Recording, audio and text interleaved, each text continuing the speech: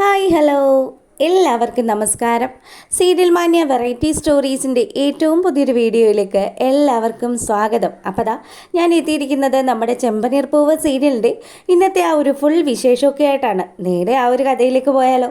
അങ്ങനെ നമ്മുടെ ശ്രുതിക്ക് കുടിക്കാനുള്ള സൂപ്പും ഒക്കെ ആയിട്ട് വരികയാണ്. അപ്പോൾ ആ സമയത്താണെങ്കിലോ ശ്രുതി ഇരുന്ന് ലാപ്ടോപ്പിൽ എന്തൊക്കെയോ ഇങ്ങനെ ചെക്ക് ചെയ്തുകൊണ്ടിരിക്കുമ്പം ശ്രുതി ചോദിച്ചു, അല്ല നീ എന്ത് ഇത് രാവിലെ മുതൽ തുടങ്ങിയതാണല്ലോ, എന്ത് ഇതിനു വേണ്ടി നോക്കുന്നതെന്ന് ചോദിക്കുമ്പം അതോ പാർലറിലെ കണക്കുകളാണ് ശ്രുതി, ഇതൊന്നും പറഞ്ഞാൽ ശ്രുതിക്ക് മനസ്സിലാവില്ല എന്നും പറഞ്ഞ് അവൾ ആ ഒരു കാര്യമൊക്കെ വീണ്ടും ഇങ്ങനെ ചെയ്തുകൊണ്ടിരിക്കുമ്പം ശ്രുതി പറഞ്ഞു, ദേ നല്ല ചൂടോട് കൂടി കൊണ്ടുവന്ന സൂപ്പാണ്, നീ ഇത് കുടിക്കുമെന്നും പറഞ്ഞ് ബാക്കി കാര്യങ്ങളൊക്കെ പിന്നെ നോക്കാമെന്ന് പറഞ്ഞു. അല്ല ശ്രുതി, ദേ ഇപ്പം തന്നെ ആൻറ്റി നമുക്ക് വേണ്ടിയിട്ട് എത്ര ലക്ഷം രൂപയാണ് പൊടിച്ചിരിക്കുന്നത്. പാർലറിലെ ആ ഒരു ചിലവുകളൊക്കെ കഴിഞ്ഞിട്ട് നമുക്ക് ബാക്കി പൈസയൊക്കെ ആൻറ്റിക്ക് കൊടുക്കാനുള്ളതല്ലേ എന്നൊക്കെ പറഞ്ഞു. ഇത് കേട്ടതും നമ്മുടെ ശ്രുതിക്ക് അതങ്ങ് തീരെ രസിച്ചില്ല. ശ്രുതി പറയുന്നുണ്ട്, അതെ അമ്മയായിട്ട് വരുത്തി വെച്ച കടങ്ങൾ അമ്മ തന്നെ തീർത്തോളും, നീ വെറുതെ അത് തീർക്കാനൊന്നും നിൽക്കേണ്ട, അമ്മയ്ക്കറിയാൻ കാര്യങ്ങളെന്നൊക്കെ പറഞ്ഞ് നമ്മുടെ ശ്രുതിയെ കൂടി ഇവൻ മടുപ്പിക്കുകയാണ്.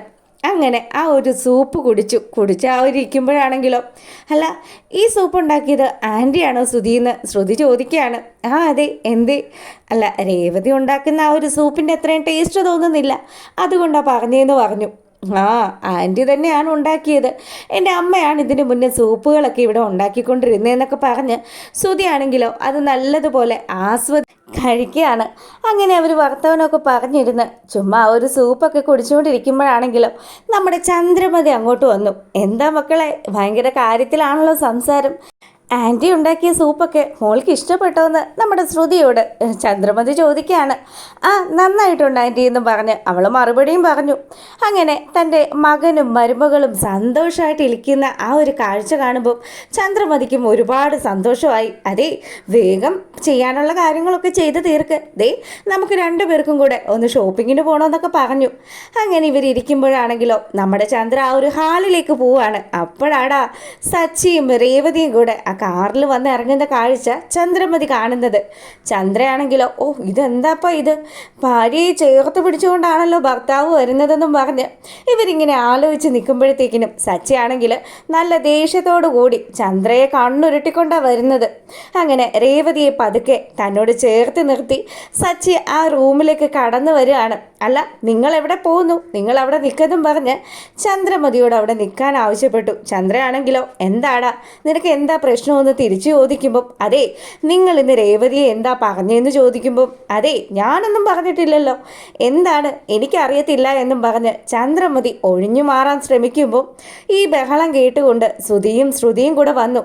എടാ എന്താടാ ഇവിടെ ബഹളമെന്ന് ചോദിക്കുമ്പം, എന്താ നിനക്കിനി എൻ്റെ കയ്യിൽ നിന്ന് അടുത്ത തല്ലിനുള്ളത് വേണമെന്ന് ചോദിക്കുമ്പം, ആ വേണ്ടാന്നും പറഞ്ഞു എന്നുള്ള രീതിയിൽ നമ്മുടെ ശ്രുതി അങ്ങ് മാറി നിൽക്കുകയാണ്. പിന്നീട് ചന്ദ്ര പറഞ്ഞു, എൻ്റെ പൊന്നു മോനെ, ഓരോ ദിവസവും ഓരോ പ്രശ്നങ്ങൾ ഉണ്ടാക്കാനായിട്ട് ഇവന് പ്രത്യേകിച്ച് കാരണങ്ങളൊന്നും വേണ്ടല്ലോ, അവൻ്റെ സ്വഭാവം തന്നെ വഴക്കുണ്ടാക്കുക എന്നുള്ളത് മാത്രമാണ്.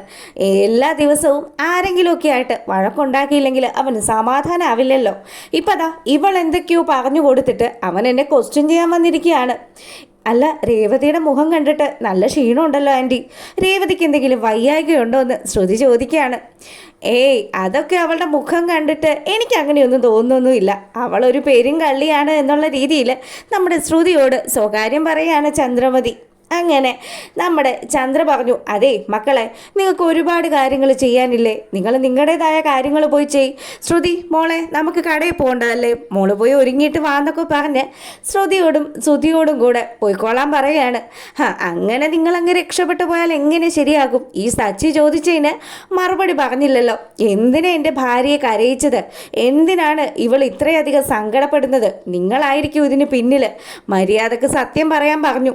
എടാ എനിക്കിതൊന്നും അറിയത്തില്ല, ഞാൻ ഇവളെ ഒന്നും പറഞ്ഞിട്ടുമില്ല, എടി നീ എന്തൊക്കെയാടി ഇവൻ്റെ അടുത്ത് ഓതി കൊടുത്തിരിക്കുന്നതെന്ന് രേവതിയോട് ചോദിക്കുമ്പം അവൾ പറഞ്ഞു, ഞാൻ ഒരക്ഷരം പോലും ആരോടും പറഞ്ഞിട്ടില്ല. അങ്ങനെ അവിടെ നിൽക്കുമ്പോഴാണെങ്കിലോ രേവതി സച്ചിയോട് പറഞ്ഞു, അതെ സച്ചേട്ടാ, ബാ നിങ്ങൾ അകത്തോട്ട് വാ, നിങ്ങൾക്കിനി വണ്ടി ഓട്ടത്തിന് പോകാനുള്ളതല്ലേന്നും പറഞ്ഞ് അവനെയും കൂട്ടിയിട്ട് റൂമിലേക്ക് പോവാണ്. അങ്ങനെ ആ ഒരു റൂമിൽ ചെല്ലുമ്പം ചന്ദ്രമതിയോട് സച്ചി പറഞ്ഞു, അതെ തൽക്കാലം നിങ്ങൾ രക്ഷപ്പെട്ടു എന്ന് വിചാരിച്ചോ, പക്ഷേ സത്യങ്ങൾ ഞാൻ അറിഞ്ഞു കഴിഞ്ഞാൽ ഈ സച്ചി ആരാണത് നിങ്ങൾക്ക് അറിയാമല്ലോ എന്ന് ചോദിക്കുകയാണ്. അപ്പം ഇങ്ങനെ ഭീഷണിപ്പെടുത്തുമ്പോഴത്തേക്കിനും ചന്ദ്രമതി ഒരു നിമിഷം ഇങ്ങനെ ആലോചിച്ചു. അങ്ങനെ രേവതിയുമായിട്ട് പോകുന്ന സച്ചിയെ രൂക്ഷമായിട്ട് നോക്കുകയാണ് ചന്ദ്ര. അവിടെ ആ ഒരു സീനൊക്കെ കഴിഞ്ഞു. പിന്നീടാണെങ്കിലോ നമ്മുടെ സച്ചി റൂമിലെത്തിയതും രേവതിയോട് കാര്യങ്ങളൊക്കെ അന്വേഷിക്കാൻ തുടങ്ങി. അപ്പം രേവതി പറയുന്നുണ്ട്, സച്ചേട്ടാ വേറെ പ്രശ്നങ്ങളൊന്നും ഇല്ല, എനിക്ക് എന്തൊക്കെയോ ഒരു വിഷമം ഉണ്ടായിരുന്നു, ഞാൻ അതുകൊണ്ട് അമ്പലത്തിൽ പോയത് എന്നൊക്കെ പറഞ്ഞ് ഒരുവിധം തടി തപ്പാൻ ശ്രമിക്കുന്നുണ്ടെങ്കിലും സച്ചി അവളെ വിടാതെ അവളുടെ പിന്നാലെ കൂടുകയാണ്. ഇല്ല അതൊന്നും പറഞ്ഞാൽ പറ്റില്ല, നീ സത്യം പറയണം, എൻ്റെ അമ്മ എന്തൊക്കെയോ നിന്നെ പറഞ്ഞിട്ടുണ്ട്, നീ സത്യം പറയും രേവതി എന്നും പറഞ്ഞ് അവളോട് കാര്യങ്ങൾ തിരക്കുമ്പം രേവതി ആ ഒരു സത്യം പറയാൻ തുടങ്ങുന്നതും സച്ചിക്കൊരു കോള് വരികയാണ്. ഞാൻ ഇതൊന്ന് അറ്റൻഡ് ചെയ്തോട്ടെ എന്ന് പറഞ്ഞ് സച്ചി ആ ഫോൺ അങ്ങ് എടുക്കുമ്പം, അതെ ഒരു ഓട്ടമാണ്, നിങ്ങൾക്ക് ഇപ്പോൾ വരാൻ പറ്റുമോ എന്ന് ചോദിക്കുമ്പം ആ വരാമല്ലോ സാറേ, ഇപ്പം തന്നെ എത്താമെന്നും പറഞ്ഞ് സച്ചി ഫോൺ വയ്ക്കുകയാണ്. അപ്പോഴേ രേവതി പറഞ്ഞു, അതെ എന്തായാലും ഇവിടെ വേറെ പ്രോബ്ലം ഒന്നുമില്ല, നിങ്ങൾ പോയിട്ട് വാ, നിങ്ങൾ സമാധാനമായിട്ട് പോയിട്ട് വാ എന്നൊക്കെ പറഞ്ഞ് സച്ചിയെ യാത്രയാക്കുകയാണ്. ദേ നീ നന്നായിട്ട് റെസ്റ്റ് എടുക്കണം കേട്ടോ, നിൻ്റെ ഈ നനഞ്ഞ ഡ്രസ്സൊക്കെ മാറണം, അല്ലെങ്കിൽ വല്ല പനിയോ വല്ല പിടിക്കുമെന്നും പറഞ്ഞ് പ്രത്യേക ഒരു കെയറൊക്കെ കൊടുത്ത് നമ്മുടെ സച്ചിയാണെങ്കിലോ രേവതി അവിടെ ഇരുത്തുകയാണ്. അങ്ങനെ സച്ചി ഓട്ടം പോയ ആ ഒരു സമയമാണെങ്കിലോ ചന്ദ്രമതി നേരെ ചെല്ലുക ശ്രുതിയുടെ അടുത്തേക്ക്. മോളെ നിങ്ങൾ ഒരുങ്ങിയില്ലേ എന്ന് ചോദിക്കുമ്പം ഞാൻ ഒരുങ്ങി അമ്മേ, ദേ കണ്ടില്ലേ എന്ന് ചോദിച്ചു. അല്ല ശ്രുതി ഇതെങ്ങോട്ടാണ്, ശ്രുതിക്ക് ഓഫീസിൽ പോകണ്ടേന്ന് നമ്മുടെ ശ്രുതി ചോദിക്കുമ്പം ഓഫീസിലല്ലേ, ഓഫീസിൽ പോകാനൊക്കെ ഉണ്ട്, എന്നാലും നിങ്ങൾ ഷോപ്പിങ്ങിന് പോകുമ്പം നിങ്ങൾക്കൊരു കമ്പനിക്ക് ഞാൻ വരാമെന്നാണ് വിചാരിച്ചത്. വേണ്ട ശ്രുതി, ഇപ്പോൾ ജോയിൻ ചെയ്തിട്ട് അധികം ആയിട്ടില്ലല്ലോ, ദേ ജോലിക്ക് കയറി കഴിഞ്ഞാൽ കറക്റ്റായിട്ട് പോയിക്കോണം, ആ കാര്യത്തിൽ എനിക്ക് ഒരു വിട്ടുവീഴ്ചയില്ലാന്ന് പറഞ്ഞു. അപ്പം എന്നാൽ ശരി ശരി ഞാൻ പോയിക്കോളാമെന്നും പറഞ്ഞ് അവനാണെങ്കിലോ ഇറങ്ങാൻ തുടങ്ങുകയാണ്.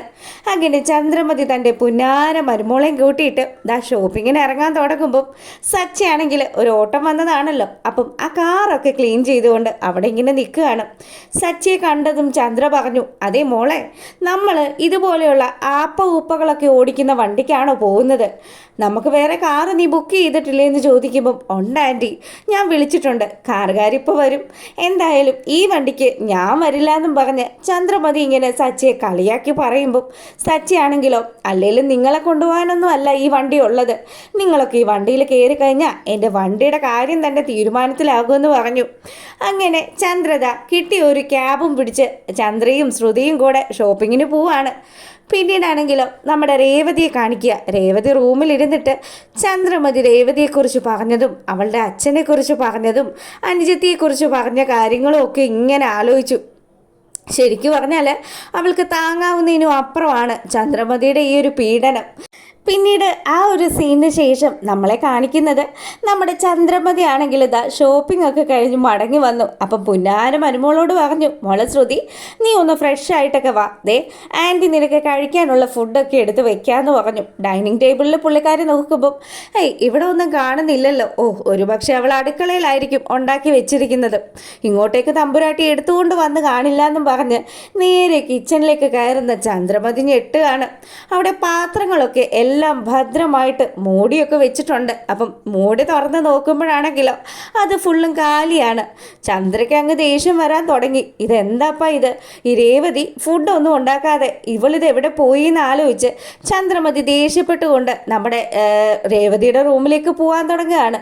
അപ്പോഴാണെങ്കിലോ ശ്രുതി മുഖമൊക്കെ കഴുകിയിട്ട് അവൾ വന്നിട്ട് പറഞ്ഞു, ആൻറ്റി ഇത് എങ്ങോട്ടാണ് പോകുന്നത്, നമുക്ക് ഭക്ഷണം കഴിക്കണ്ടേന്ന് ചോദിക്കുമ്പം എൻ്റെ പൊന്നു മോളെ, ലക്ഷണം അവൾ ഒരു ഭക്ഷണം ഉണ്ടാക്കിയിട്ടില്ല, അവൾ എന്ത് ചെയ്യുകയാണെന്ന് ഞാനൊന്ന് പോയി നോക്കട്ടെ, മിക്കവാറും അവൾ അവിടെ കിടന്ന് ഉറങ്ങുമായിരിക്കും, ഇന്ന് അവൾക്ക് കോളാണ് എന്നൊക്കെ പറഞ്ഞ് ചന്ദ്രശ്രുതിയും കൂട്ടിയിട്ട് നമ്മുടെ രേവതി കിടക്കുന്ന റൂമിലേക്ക് ചെല്ലുകയാണ്. അപ്പം രേവതി ആണെങ്കിലോ പനിച്ച് വരച്ച് മൊത്തത്തിൽ മൂടി പൊതച്ച് ആ ഒരു സാരി തുമ്പൊക്കെ എടുത്ത് തലവഴിയൊക്കെ മൂടി കിടക്കുന്ന ഒരു അവസ്ഥയിൽ അത്രയും അവശതയിൽ കിടക്കുകയാണ്.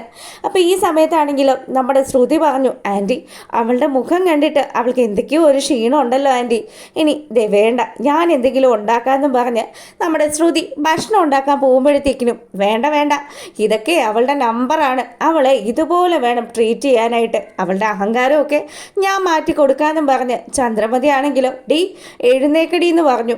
അപ്പം തന്നെ പാവം നമ്മുടെ രേവതി പതുക്കെ അങ്ങ് എഴുന്നേറ്റു.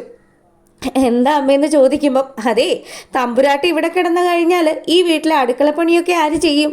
നീ എന്താ വിചാരിച്ച് വെച്ചിരിക്കുന്നത്? നിനക്കിവിടെ വേലക്കാരും എല്ലാവരും ഉണ്ടോ എന്ന് ചോദിക്കുക.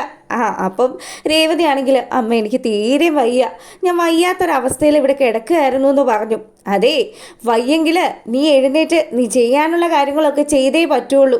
ഇവിടെ ഞങ്ങൾക്കൊക്കെ സമയത്തിന് ഭക്ഷണം കഴിക്കാനുള്ളതാണ്, അല്ലാതെ നീ നിൻ്റെ വീട്ടിൽ പട്ടിണി കിടന്നതുപോലെ ഞങ്ങൾക്ക് കിടക്കാനൊന്നും പറ്റത്തില്ല.